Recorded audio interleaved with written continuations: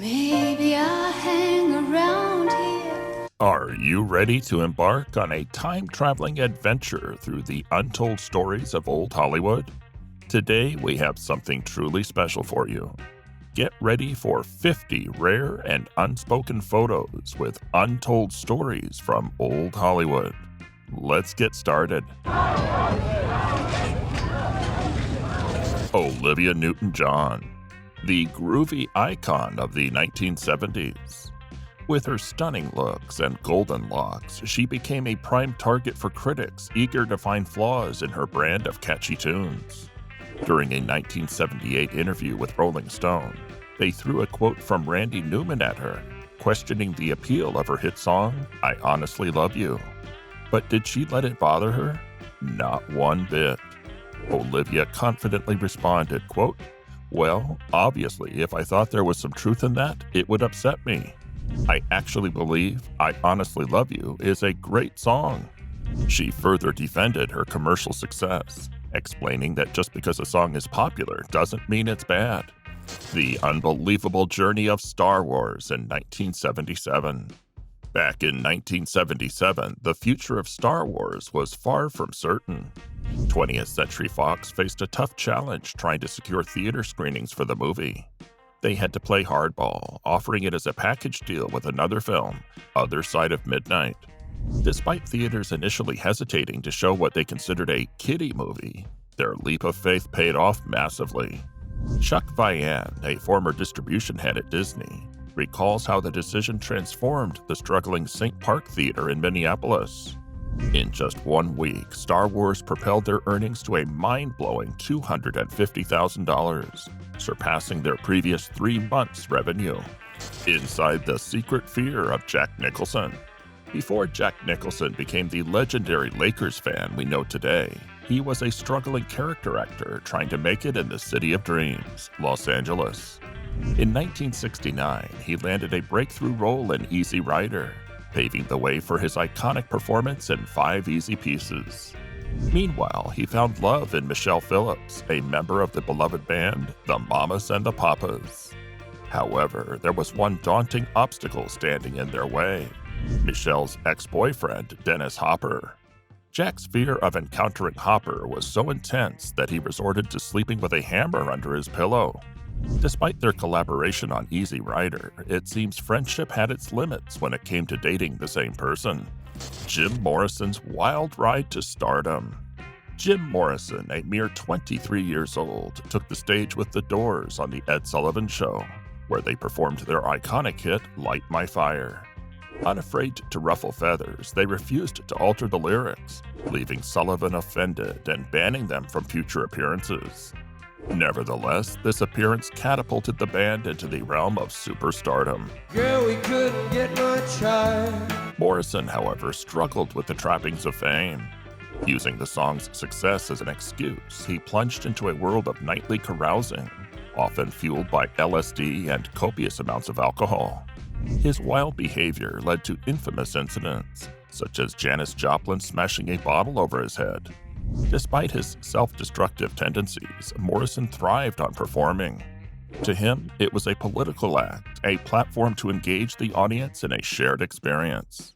As he eloquently stated to Albert Goldman of Life magazine, a Doors concert was like a public meeting, an erotic form of political discourse and entertainment. The audience would return to their own reality, while Morrison absorbed and interacted with their experiences, continuing his own enigmatic journey. The groovy 1973 Volvo P1800 ES ad that turned heads. Did someone say pink? This very groovy 1973 Volvo ad must have caught everyone's attention back in the day. Imagine for a moment the folks at Volvo, known for their sturdy and reliable cars, deciding to introduce a quirky little station wagon after the success of their sleek P1800 coupe. Talk about a bold move. The Volvo 1800 ES, as it was called, was the epitome of style for small families in the early 70s. But here's the catch. Volvo only produced a limited number of these beauties. Less than 8,100 were made available in Europe and North America. No wonder they became a rare sight on the road after being phased out in 1973. It's as if they disappeared into automotive history, leaving behind this unforgettable pink-hued ad that still has us talking. Barry Gibb, the stylish Bee Gee and his unyielding hair. Barry Gibb, the legendary musician and member of the Bee Gees, has always been a fashion icon. Whether rocking the stage during the band's disco era or embracing his current Silver Fox look, his outfits exude style. But it's not just the clothes that make him stand out, it's his unwavering confidence. In a candid interview with NME back in 1969, Barry shed light on his brother Robin's fashion struggles. Robin faced heavy criticism for his long hair, yet he refused to conform. Barry defended him, stating, "He's conservative in other ways, wouldn't step out without a suit and tie, but will not get his hair cut." And in the business of music, Barry believed that no one should criticize Robin for his unique style choice. Janis Joplin, behind the rocker's solitude. Janis Joplin, the iconic rock and blues singer, is often portrayed as a wild partygoer with a bottle of Southern comfort in hand. Her powerful voice and larger-than-life stage presence captivated audiences, but offstage she led a more solitary existence. Surprisingly, Janis had a deep aversion to performing unless absolutely necessary. Kip Cohen, manager of the Fillmore East, revealed that she was scared to death of stepping on stage for anything other than singing. Despite her onstage confidence, Janis was privately plagued by fear, timidity, and naivete about many aspects of life. Willie Nelson and Leon Russell, on the road again. When Willie Nelson reignited his career in Texas, he hit the road with his band, the Rolling Smoke Review. Rolling Stone spilled the beans on their secret pseudonyms. Willie went by Fast Eddie, his manager became Pootie, and his bodyguard was known as Snake. Surprising as it may be, the iconic bearded and long-haired Willie confessed that he shaved during summers to beat the scorching heat. During their tour, Nelson and Russell collaborated on the 1979 album One for the Road, a musical masterpiece featuring beloved tracks like I Saw the Light and Don't Fence Me In. It's a candid glimpse into the lives of these two country music dynamos on the wild journey of life on the road. Don Knotts, the go-kart comedian. Don Knotts, the beloved actor known for his role as Barney Fife on The Andy Griffith Show, had an unexpected talent, making people laugh. Well, there'll be a delay of a moment or two. In 1961, while in the midst of his 9-year stint on the iconic series, Knotts took on the role of McCulloch's go-kart ambassador. And boy, did he look right at home on the go-kart track. Interestingly, Knotts was initially cast as the straight man, but by the second episode, he and Andy Griffith had switched roles, igniting the show's comedic chemistry. Knotts' daughter once revealed, quote, "Here's the thing about my dad. He had this funniness that was just completely, insanely natural. When he was dying, he was making us laugh in hysterics. He was literally dying, but he did something or said something that caused my stepmother and me to go into fits of laughter, which is why I ran out. I thought to myself, I don't want to be standing there in front of this man, my dearly beloved father who's dying, and laughing." The groovy 70s. Bell-bottoms. You couldn't escape the allure of bell-bottoms in the 1970s. What started as a style for Navy personnel quickly became a fashion sensation. These high-waisted, hip-hugging jeans were a unique blend of form-fitting and flared, tapering down to wide openings at the calf. They were the epitome of cool. While bell-bottoms came in all sorts of fabrics and designs, denim was the absolute bomb. Sure, they may not have been the most breathable pants out there, but who cared when you looked so darn groovy? The feisty Italian star, Gina Lollobrigida. Gina Lollobrigida, the iconic Italian actress of the 50s and 60s, has lived a truly remarkable life. While she attained immense fame in Italy, she chose to keep her distance from the glitz and glamour of Hollywood. Along her journey, she has traveled the world and engaged in a long-standing feud with fellow actress Sophia Loren. As Lola Brigida celebrated her 90th birthday, she revealed that age holds no fear for her.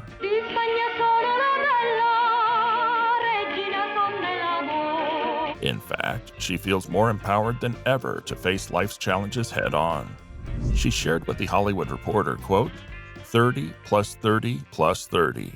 Getting older for a woman is a handicap, but the tough experiences I have had have given me the courage to face the difficulties. John Ritter, the mischievous charm of a sitcom star. John Ritter had a way of lighting up the screen with his smile and playful demeanor. Whether he was donning a groovy shirt or flashing his pearly whites, he always made it clear that he was enjoying every moment in front of the camera. Despite being known for his role on Three's Company, Ritter never took his success for granted. In fact, he embraced his sitcom fame and once quipped, "Most people don't know that I am an accomplished dramatic actor, but I've performed in several Shakespeare productions, including Hamlet. Except in this version, Hamlet lives in an apartment with two women and has to pretend he's gay so that the landlord won't evict him." Ginger versus Mary Ann. The Gilligan's Island debate. When it comes to the question of who you'd rather be stranded with on Gilligan's Island, Ginger or Mary Ann, we have to admit we're leaning towards Ginger. Tina Louise brought the character of Ginger Grant to life with her captivating charm and glamorous persona. As the resident actress of the group, Louise effortlessly embodied the role, drawing from her experience on Broadway. Her theatrical background even earned her a special spot in the credits, listed last in the Season 1 credits of the series, a noteworthy achievement for Louise. The epic rivalry. Andre the Giant and Hulk Hogan's unforgettable friendship. The in-ring battles between Andre the Giant and Hulk Hogan were the stuff of legends in the 80s. From their numerous bouts in the WWF and NJPW to their iconic clash at WrestleMania 3, these two wrestling powerhouses never failed to entertain. But behind the scenes, they were more than just rivals. They were friends who shared a lot of laughs and made a fortune together. However, Hogan had a secret concern. He knew that Andre wouldn't appreciate Hogan writing detailed notes about their matches, as it went against Andre's belief in the art of wrestling. The greatest professional athlete in the world today. Look at this. He slammed it. Hogan explained how he carefully hid his notes from Andre and shared them with Vince McMahon instead. He never wanted Andre to find out, fearing the consequences. Hogan's story sheds light on the intricate dynamics and unspoken rules within the wrestling world. Stevie Nicks, the queen of love songs and rock and roll romance. When it comes to rock stars and love, Stevie Nicks takes the crown. Throughout her career, she's been romantically linked to bandmates, Eagles members, producers, and even tried to win over Tom Petty. With her candidness about her personal life, it's no surprise that she pours her heart into her music. When asked about her song Secret Love, Nicks confessed that she couldn't recall who it was about. But given that she wrote it in the mid-70s, it's definitely about someone who's in your record collection. Reflecting on that era, she shared, quote, "In 75, 76, we were beautiful, fast, sexy. Love was everywhere, and we were moving from person to person. That's it. Love was around every corner." Don Knotts and Tim Conway, comedy legends on set with kids. The Apple Dumpling Gang is a beloved children's classic from the groovy era that holds a special place in the hearts of many. With the comedic duo of Don Knotts and Tim Conway at the helm, it's no wonder kids and adults alike found themselves laughing at the on-screen antics. While working with their young co-stars, Knotts and Conway had a humorous challenge on their hands. They had to remind the kids that they only needed to deliver their own lines, not those of the other actors. Knotts fondly recalled the experience, saying, quote, "Little kids aren't too seasoned at that age. I remember Susan had trouble squinting at the light. Every time she had a scene, she'd squint, and the director would say, 'Don't squint, honey, don't squint.'" Steven Seagal. From Aikido master to action star. Before he became known for his intense action roles on the big screen, Steven Seagal was a skilled martial artist with impressive hair. Growing up in California, Seagal immersed himself in the world of Aikido, eventually achieving 7th Dan Black Belt. He even traveled to Japan to deepen his studies and opened a dojo with his then wife.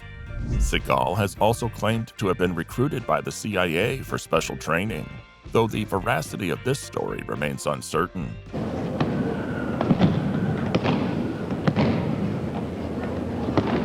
Regardless, it's an intriguing tale that adds to the mystique of this martial arts icon. Burt Reynolds, the charming actor with self-doubt. Despite his undeniable charm and on-screen charisma, Burt Reynolds didn't always have confidence in his acting abilities. While filming The Longest Yard in 1974, Reynolds admitted to feeling nervous during the dialogue-heavy scenes.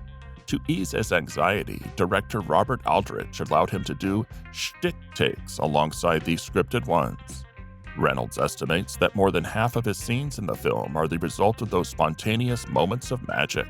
It just goes to show that even the coolest actors have their moments of doubt and rely on their natural wit to shine on the silver screen. Anne Margaret, a fearless biker who wouldn't be stopped. Anne Margaret, the Swedish-born American sex symbol, was more than just a glamorous actress.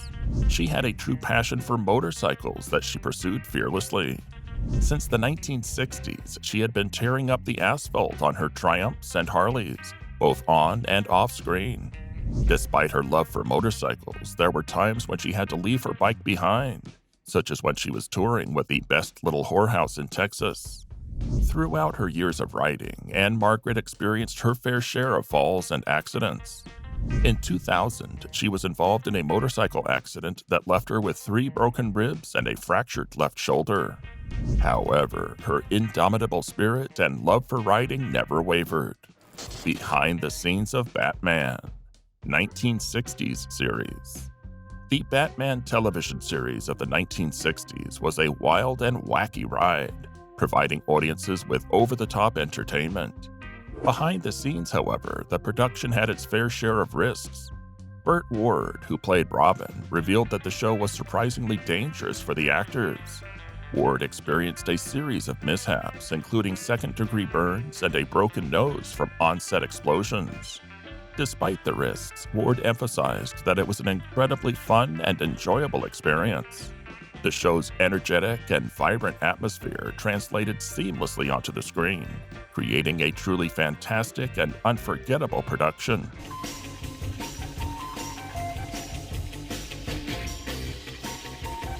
Don Rickles. From Navy Whites to Comedy Heights. Don Rickles, known for his quick wit and comedic genius, had a lesser-known role as a member of the United States Navy during World War II. Enlisting after high school, Rickles served on the USS Cyrene in the Philippines from 1944 to 1946. Despite his talent for keeping his fellow troops entertained, Rickles admitted that he wasn't exactly thrilled about going into the service. In his own humorous way, he confessed, quote, "I was in World War II. I cried when they took me in the Navy. That's the last time I cried." Carrie Fisher and John Belushi.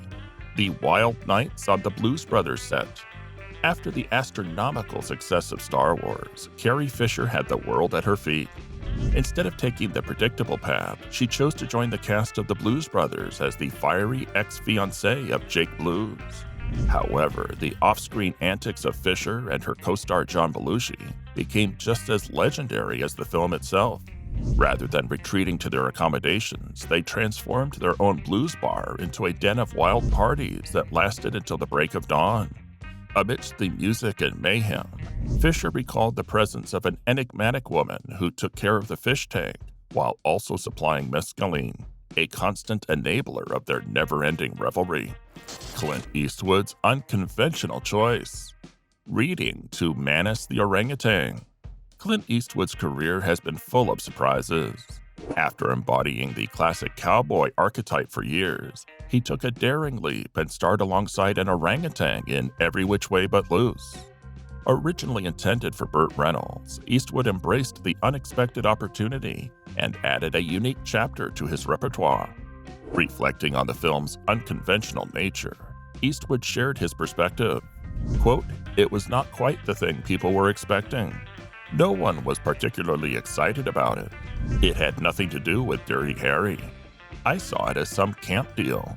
There was something about the screenplay that was unusual. I mean, it was about this fringe society where there was bare-knuckle fighting. It turned out to be this PG kind of movie, one that could reach down to an audience I hadn't been appealing to with the tougher pictures." Tanya Tucker. Embracing the outlaw vibe in a Kenny Rogers softball game, 1977. Tanya Tucker, the young country sensation, may not be the first name that comes to mind when you think of outlaw country, but don't let her age fool you. She was slinging country hits before she could even drive, making her just as deserving of the outlaw title as Willie and Waylon. In this photo taken before she turned 20, Tucker exudes that rebellious spirit. What's your mama's name? With her Farrah Fawcett hair, knee-high socks, and an icy beer in hand, she effortlessly embraces the outlaw lifestyle. It's clear that she knows how to look cool both on and off the field. Punk Magazine's iconic snapshot, 1977. In the vibrant New York City of 1977, a musical revolution was underway. The likes of the Ramones, Blondie, and the New York Dolls were shaking up the rock and pop scene, leaving an indelible mark on music history. Anthony Bourdain, who experienced it firsthand, summed it up perfectly. The music and the musicians at CBGB were a raw and honest response to the despair and absurdity of living in New York at that time. When the quintessentially New York Ramones took the stage, they obliterated everything that came before, rendering it irrelevant. Maxwell Smart and Agent 99. Spies with a side of laughter on Get Smart. In the sea of spy-themed shows in the swinging 60s, Get Smart stood out as the perfect blend of espionage and comedy that the whole family could enjoy. Behind the scenes, star Dawn Adams had a knack for action scenes, even though they often ended up on the cutting room floor. Producer Leonard B. Stern explained that they wanted to avoid excessive violence and let the comedy shine. By editing out the action, Adams could still have his fun without compromising the show's lighthearted spirit. Clint Eastwood and Lee Van Cleef, the dynamic duo of spaghetti westerns. Clint Eastwood's foray into spaghetti westerns with a fistful of dollars was a risky move to break free from television. Originally, producers had their eyes set on Charles Bronson for the role, but Eastwood took a chance and seized the opportunity. Uncertain of the film's outcome, Eastwood hesitated to commit to a sequel. However, after seeing a rough cut, he was convinced and called director Sergio Leone to declare his participation. Leone, in search of a new co-star, approached Bronson again, but he declined. That's when Lee Van Cleef stepped in, and the rest is history. The dynamic duo of Eastwood and Van Cleef became the iconic faces of the spaghetti western genre. The Monkees. Emmy-winning comedy pioneers. In 1967, the Monkees defied expectations and took home not one, but 2 Emmys at the prestigious awards ceremony.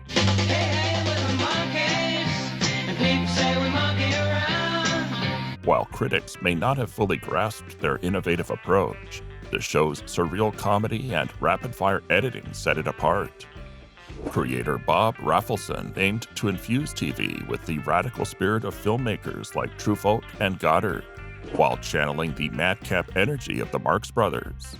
The Monkees proved that they were more than just a passing fad, leaving a lasting legacy in the world of comedy. Nancy Kwan, a last-minute star turn in The World of Susie Wong. In a bold move, Nancy Kwan stepped into the spotlight when she first replaced Franz Nua as the lead in The World of Susie Wong.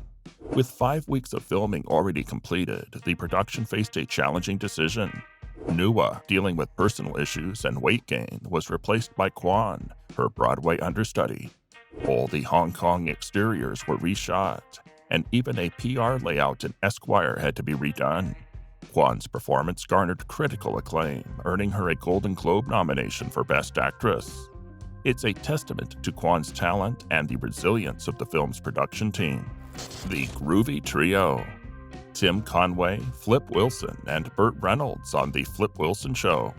The Flip Wilson Show was a game-changer in the television landscape of the groovy era. Flip Wilson, a trailblazing figure as a black leading man, delivered a unique blend of weirdness and humor that deserves more recognition. With his star power, Wilson brought on a slew of guest stars, including the comedic talents of Tim Conway and Burt Reynolds. The show's success was undeniable, reigning as the highest-rated show in America during its first 2 seasons, and earning 2 Emmy Awards along the way. It was a groundbreaking and award-winning ride for Wilson and his talented cohorts. A rock and roll party in Zurich. Just another wild night in the rock and roll world. This epic gathering of music legends in Zurich, Switzerland in 1968 is a snapshot of pure rock and roll excess. From Eric Burdon to Jimi Hendrix, this group of musicians knew how to party. They had just rocked the Holland Stadion, opening for John Mayall's Blues Breakers, the New Animals, and Traffic. But the excitement didn't stop there. After the concert, chaos erupted as fans clashed with the police near the Zurich train station.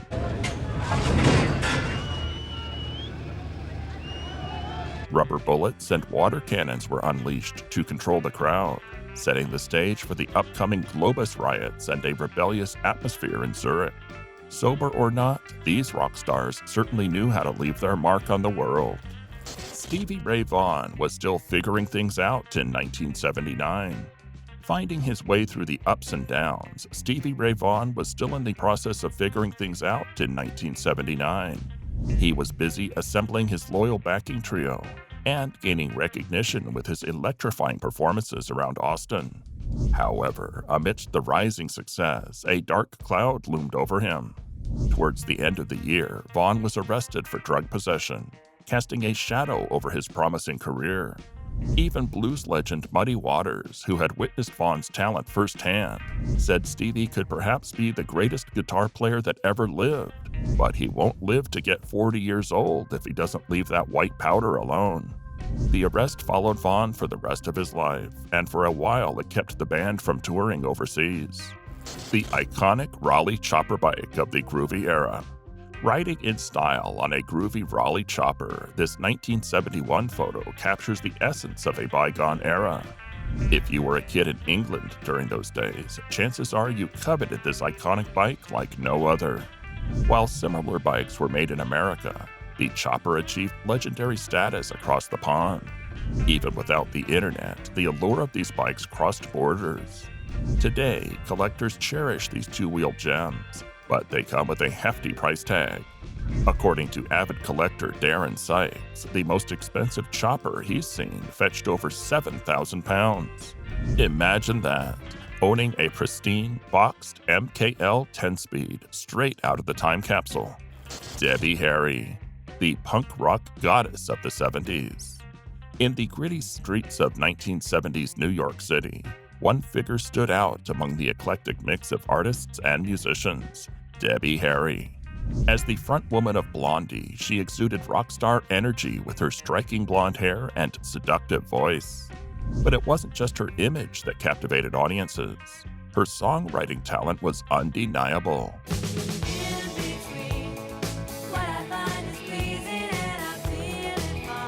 When Blondie hit it big in 1978 with their album Parallel Lines, it felt like their success was meant to be, as if it was written in the stars. While tracks like Dreaming and Heart of Glass became fan favorites, Harry recalls the early days of Blondie's shows as wild and chaotic. In an interview with Interview magazine, she fondly remembers her pre-tour kickoff gig at CBGB's, where the fire department and even the bomb squad made appearances due to the overcrowded venue. Despite the setbacks, Blondie pushed through and continued to rock the stage. Emergency, a groundbreaking series on real-life heroes.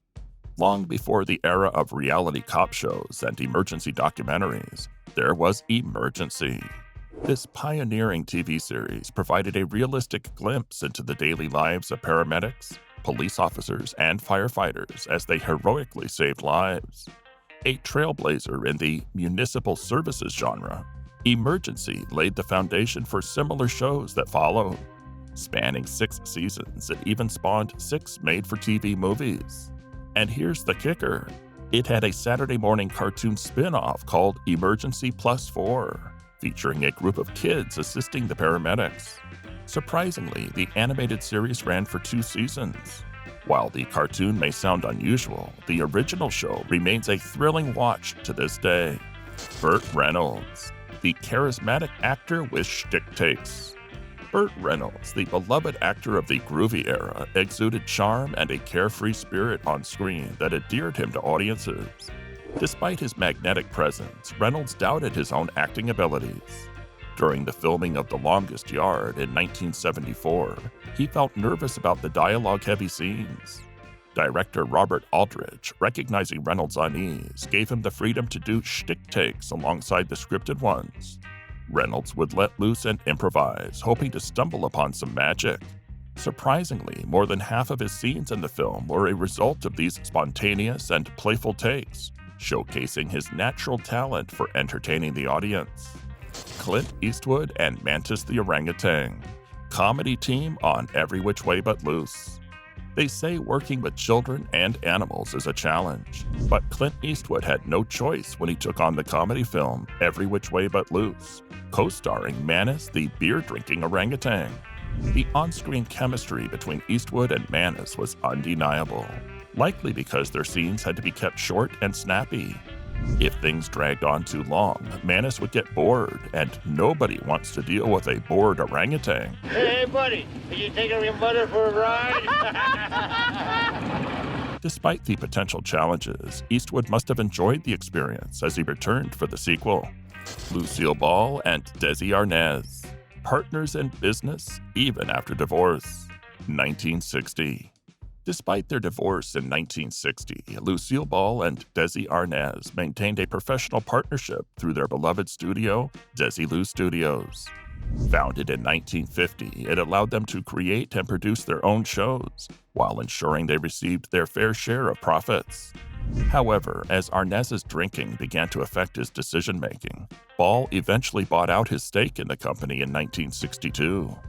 Undeterred, Ball continued to thrive in the industry, playing a pivotal role in developing iconic shows like Mission Impossible and Star Trek. She eventually sold the studio in 1967. Natalie Wood, embracing love and family in the 70s. After a whirlwind career spanning the 40s, 50s, and 60s, Natalie Wood decided to take a well-deserved break in the 1970s.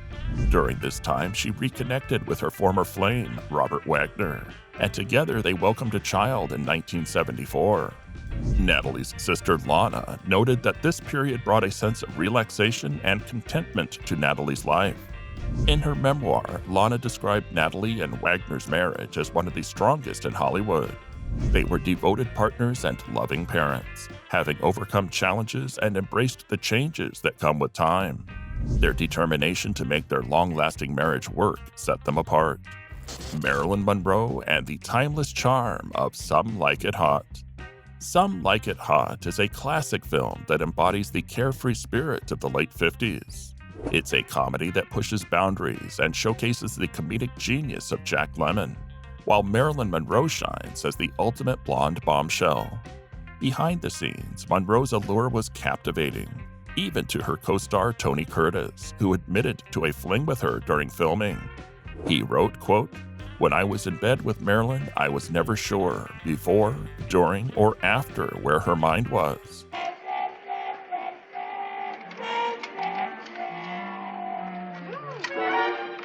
She was an actress. She could play a part. She could give the part what she thought a man wanted. I never asked for more. What I experienced with her was unforgettable. Elvis Presley, the king of karate. Elvis Presley, known for his mesmerizing voice and iconic style, had a lesser-known passion for martial arts. In 1958, he embarked on a serious journey into the world of karate. However, Elvis being Elvis, he brought his unique charm to the dojo.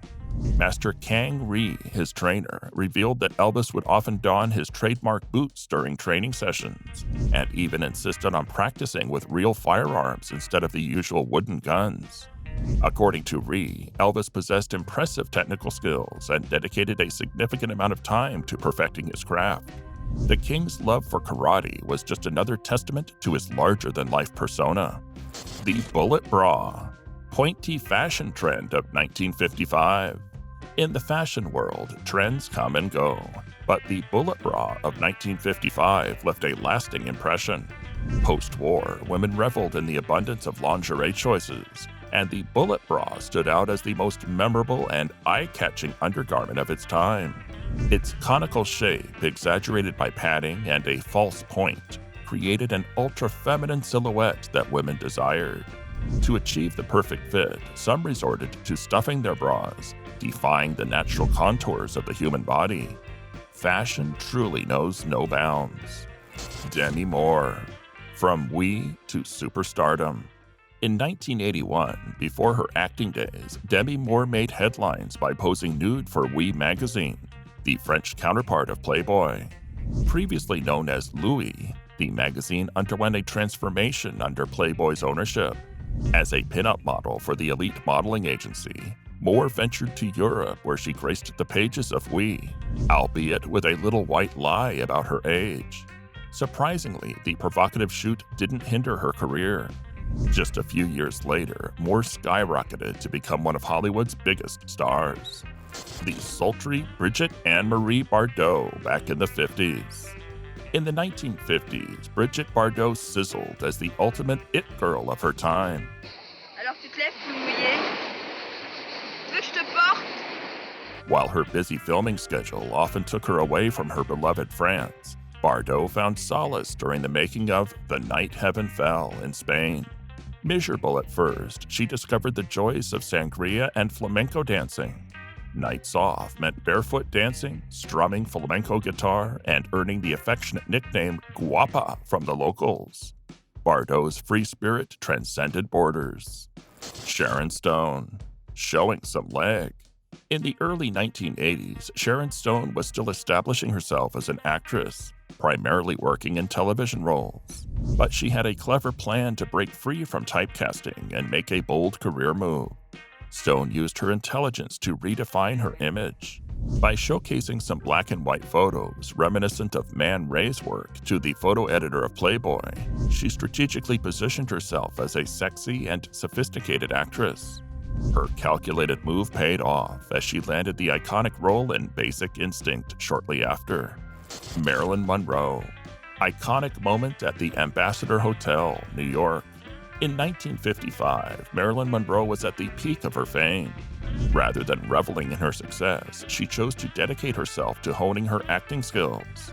Under the guidance of renowned acting coach Lee Strasberg at the Actors Studio, Monroe immersed herself in her studies. Strasberg recognized her unique sensitivity, which allowed her to bring an authenticity to her performances that set her apart from other blonde actresses. Monroe studied privately with Strasberg for 3 years before joining regular classes. Strasberg regarded Monroe, along with Marlon Brando, as one of the greatest actors he had ever taught. Sophia Loren. Timeless elegance on the terrace of Canal Grande. In this enchanting photograph from 1955, Sophia Loren exudes timeless elegance as she poses on a terrace overlooking the picturesque Canal Grande in Venice. Her captivating presence goes beyond her physical beauty, as she said, quote, "I think the quality of sexiness comes from within. It is something that is in you or it isn't, and it really doesn't have much to do with breasts or thighs or the pout of your lips." The improvised success of Viva Las Vegas. When Elvis Presley and Anne Margaret signed on for Viva Las Vegas, they had no idea what they were getting themselves into.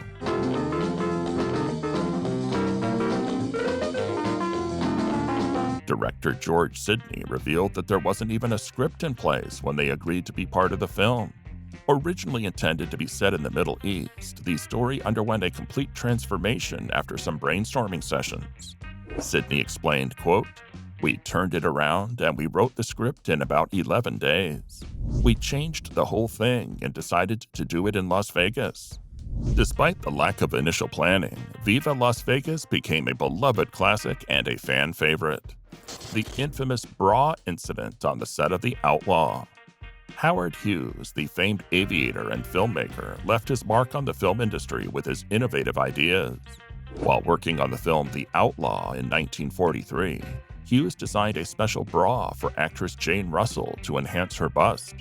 However, Russell opted to wear a regular bra stuffed with tissue instead, fooling Hughes into thinking she had his creation on.